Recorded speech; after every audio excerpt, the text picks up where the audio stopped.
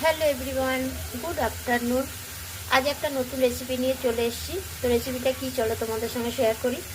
আজ বানাবো হচ্ছে দম মুর্গ মশালা। তো চিকেনটা আমি ধুয়ে পরিষ্কার করে রেখেছি এখানে।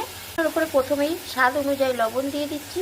এখানে গরম মশলা রেখেছি গোটা, দালচিনি, লবঙ্গ, ছোটো এলাচ, জায়ফল, জয়িত্রী, আর এইটুকু হচ্ছে স্টার আনিসের ফুল আর কি। বাটিটার মধ্যে রয়েছে আদা, রসুন, টমেটো, কাঁচা লঙ্কা বাটা, রয়েছে টক দই ফেটানো। গোটা গরম মশলাটা আগে দিয়ে দিচ্ছি। লঙ্কা, টমেটো, আদা, রসুন পেস্ট দিয়ে দিলাম। তোমরা চাইলে আলাদা আলাদা করেও বাটতে পারো। টক দইটা দিয়ে দিচ্ছি। 1 চামচ ঝাল লঙ্কার গুঁড়ো দিয়ে দিলাম।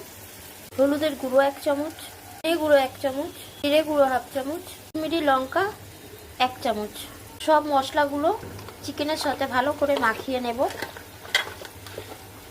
কাসুরি মেথি দিয়ে দিচ্ছি 1 চামচ মতন। এখানে পেঁয়াজ আমি ভেজে রেখেছি, তেল সমেত পেঁয়াজটা আমি চিকেনের মধ্যে দিয়ে দেব। 1 ঘন্টা ঢাকা চাপা দিয়ে আমি রেখে দেব ম্যারিনেট হওয়ার জন্য। 1 ঘন্টা পর আমি দমে বসাবো এটা। 1 ঘন্টা হয়ে গেছে, মশলা মাখানো রয়েছে। 1 বাটি আমি গরম জল দিয়েছিলাম, সেটা আমার দেখানো হয়নি, বলে দিলাম ওই জন্য। এবার আমি দমে বসিয়ে দেবো। রান্নার জন্য দেখো একটা চাটু আমি বসিয়ে দিয়েছি। চাটুটার ওপর আমি আধা ঘন্টার জন্য দমে বসিয়ে দেবো। প্রথম 10 মিনিট হাই ফ্লেমে দেবো, তারপর আমি গ্যাসটা কম করে দেবো।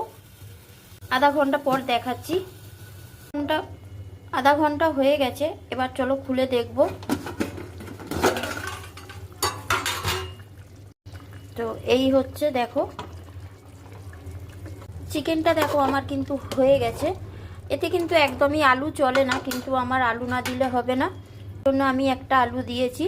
আর এই বাটিটার 1 বাটি জল আমি দিয়েছিলাম, বেশি জল আমি দিইনি, গরম জল দিয়েছিলাম আর কি। এই সময় তোমরা একটু নুনটা, মানে লবণ যেটা দিয়েছি সেটা একটু চেক করে নিও। আর নামাবার আগে আমি আরও একটা জিনিস দেব, 2টো কাঁচা লঙ্কা, 1 চামচ বাটার, 1 চামচ গরম মশলা, দেখো 1/2 চামচ হচ্ছে গোলমরিচের গুঁড়ো। জিনিসগুলো নাড়াচাড়া করে নিয়েছি। এবার ঢাকা চাপা দিয়ে রেখে দেবো যতক্ষণ না খাওয়া হবে ততক্ষণ।